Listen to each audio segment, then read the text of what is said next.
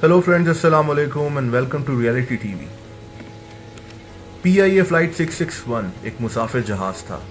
ये वही जहाज था जिससे उस वक्त के वजीर आजम मियां नवाज शरीफ ने हादसा पेश आने से तकरीबन एक हफ्ता पहले ही इस्लामाबाद से गवादर तक का सफर किया था। इस जहाज की तारीख भी कुछ अजीब सी थी। इस जहाज को पहली दफा 3 मई 2007 को उड़ाया गया और उसके ठीक एक हफ्ते बाद 14 मई 2007 को इसको PIA के हवाले कर दिया गया, जिसका मतलब ये है कि ये उस वक्त बिल्कुल नया PIA ने खरीदा था। लेकिन उससे ठीक 2 साल के बाद 30 मई 2009 को इस जहाज को लाहौर एयरपोर्ट पर उतारते हुए काफ़ी नुकसान पहुंच गया था, लेकिन फिर इसको रिपेयर कर लिया गया और ये फिर से इस्तेमाल होने लगा। इस वाक़ये के 5 साल बाद 2014 में इस जहाज का इंजन काम करना बंद हो गया, लेकिन उस इंजन की जगह एक नया इंजन लगा दिया गया और फिर इस जहाज में कभी कोई मसला पेश नहीं आया।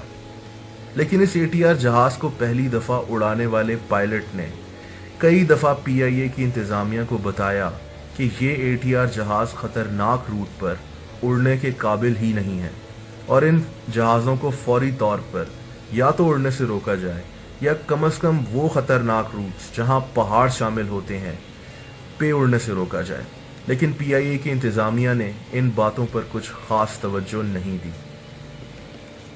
दोस्तों, 7 दिसंबर 2016 को ये बदकिस्मत जहाज चित्राल एयरपोर्ट पर उड़ने के लिए तैयार खड़ा था।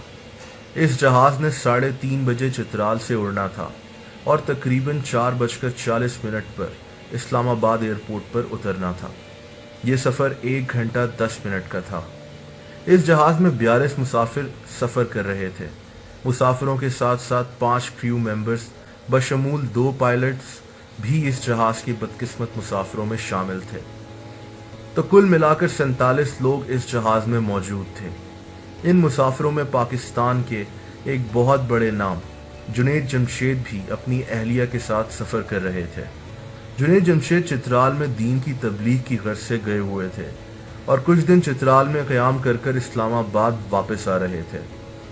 जुनैद जमशेद के एक फ़ैन ने चित्राल एयरपोर्ट पर उनकी एक तस्वीर ले ली और उसी वक्त सोशल मीडिया पर शेयर भी कर दी, जो बाद में TV चैनल्स ने भी दिखाई थी। जुनैद जमशेद की ज़िंदगी की ये आखिरी तस्वीर थी। इन 47 मुसाफिरों को नहीं पता था कि ये सफ़र उनकी ज़िंदगी का आखिरी सफ़र होने वाला है। इस जहाज़ में चित्राल डिस्ट्रिक्ट के डिप्टी कमिश्नर भी सफ़र कर रहे थे।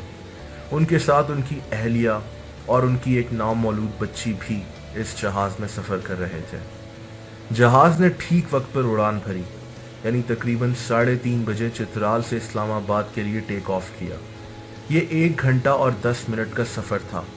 मौसम बिल्कुल साफ था और बज़ाहिर ये एक मामूल की फ़्लाइट लग रही थी। जहाज़ ऊंचे ऊंचे पहाड़ों के दरमियान में से उड़ते हुए इस्लामाबाद की तरफ जा रहा था।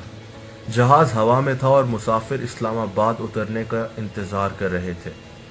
1 घंटा 10 मिनट की फ़्लाइट एक छोटी फ़्लाइट कही जा सकती है, इसीलिए कई मुसाफिरों के रिश्तेदार उन्हें एयरपोर्ट पर लेने के लिए अपने घर से भी निकल चुके होंगे।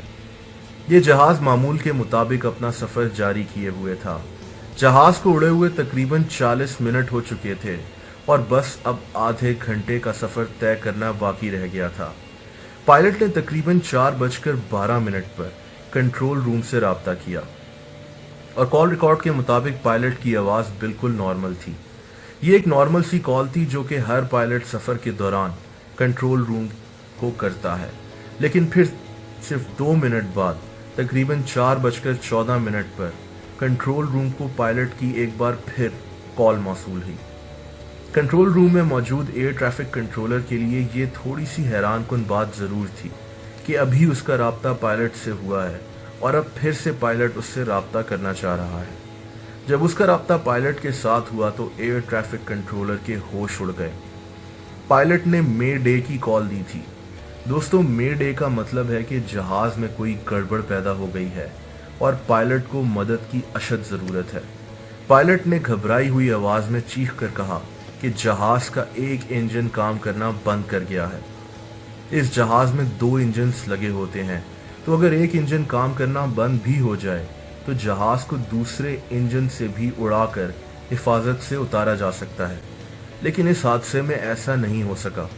پائلٹ نے بس اتنا ہی کہا اور اس کا رابطہ منقطع ہو گیا۔ ٹریفک کنٹرولر کے ہوش اڑ گئے۔ اس نے پائلٹ سے بار بار رابطہ کرنے کی کوشش کی۔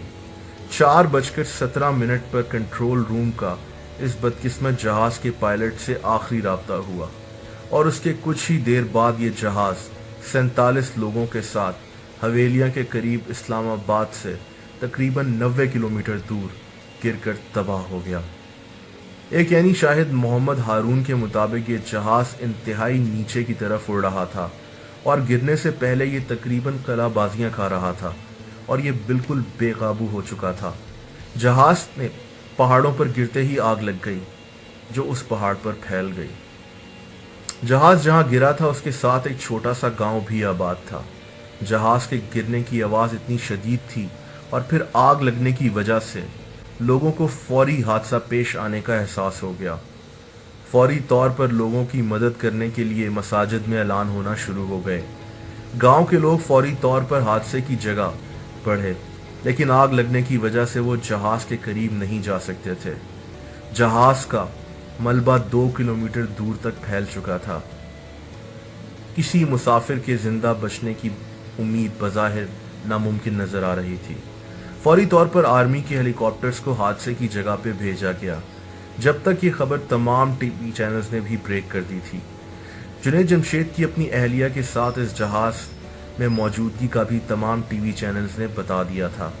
پورا ملک تمام مسافروں کی حفاظت کے لیے دعا کر رہا تھا، لیکن بظاہر کسی مسافر کا زندہ بچ جانا ایک معجزے سے کم نہیں لگ رہا تھا۔ تاج محمد خان، ایک گورنمنٹ آفیشل جو کہ اس وقت جائے حادثہ پر موجود تھے، نے بتایا کہ لاشیں اتنی جل چکی تھیں کہ ان کو پہچاننا بھی ناممکن تھا۔ بعد میں ڈی این اے ٹیسٹ کے ذریعے ان لاشوں کی پہچان کی گئی۔ دوستو، اس جہاز کے 42 مسافروں میں 39 پاکستانی، ایک آسٹرین، ایک چائنیز اور ایک ساؤتھ کورین مسافر بھی شامل تھے۔ جہاز میں جنید جمشید اپنی اہلیہ کے ساتھ موجود تھے۔ ڈپٹی کمشنر چترال اسامہ احمد وڑائچ بھی اپنی اہلیہ اور اپنی نومولود بیٹی کے ساتھ اس بدقسمت جہاز میں سفر کر رہے تھے۔ اس جہاز کے کیپٹن پائلٹ ایک کافی تجربہ کار پائلٹ تھے۔ وہ ATR جہاز کو اڑانے میں ماہر تھے۔ کیپٹن پائلٹ کے ساتھ فرسٹ آفیسر پائلٹ اور ایک ٹرینی پائلٹ بھی اس جہاز میں موجود تھے جو کہ سیکھنے کے لیے سفر کر رہا تھا۔ اس جہاز میں 2 ایئر ہوسٹس بھی موجود تھیں۔ حادثے کے بعد سب کو جہاز کے بلیک باکس کے ملنے کا انتظار تھا۔ اس جہاز کا کوئی مسافر زندہ نہیں بچ سکا۔ دوستو، پاکستان میں اب تک جتنے بھی جہاز کے حادثے پیش آئے ہیں ان میں سے کسی کی رپورٹ بھی حیران کن طور پر کسی نتیجے پر نہیں پہنچ سکی، پھر چاہے وہ ایئر بلو کا جہاز ہو جو مارگلہ کی پہاڑیوں سے ٹکرا کر تباہ ہو گیا تھا، یا پھر ملتان سے اڑنے والا فوکر جہاز۔